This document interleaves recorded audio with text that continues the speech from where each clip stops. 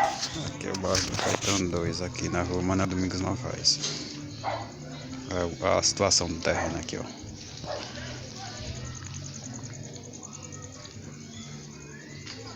Situação do terreno. Tem mais de 5 anos que o dono disse que vai construir, nunca constrói, nunca faz nada com esse terreno. Nem vende nem nada. Olha. Situação aqui.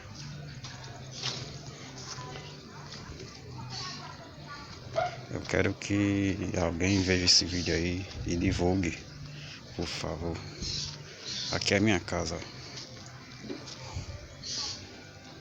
A situação.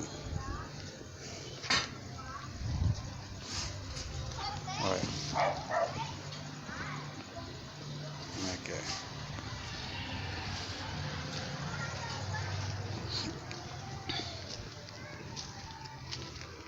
Ele está todo desse jeito.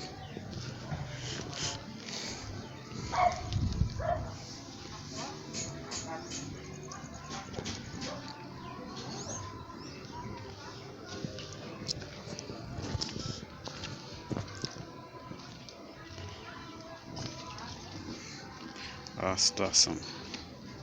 Tá vendo? Veja aí a situação aí. Eu quero que alguém tome providência sobre esse terreno aqui. Prefeito, vereador, até o deputado mesmo pode resolver essa situação.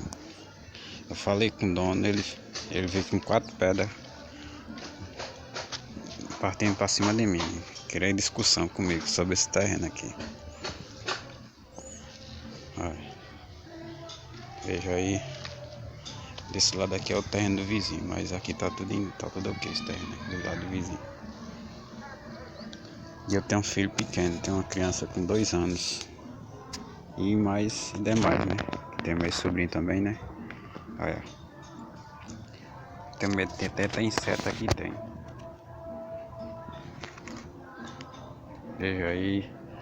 Aqui é do lado da minha casa, aqui, pé da parede, eu limpei.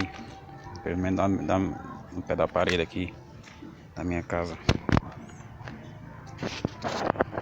Eu quero que alguém, por favor, divulgar, fazer a reclamação sobre esse terreno, divulgar, falar com alguém, tomar providências. Que o dono disse que não tem condições de construir, não tem condições de fazer a limpeza. Eu quero que as autoridades aí tomem uma decisão desse terreno aqui. Fala, vem fazer limpeza, a prefeitura mesmo. E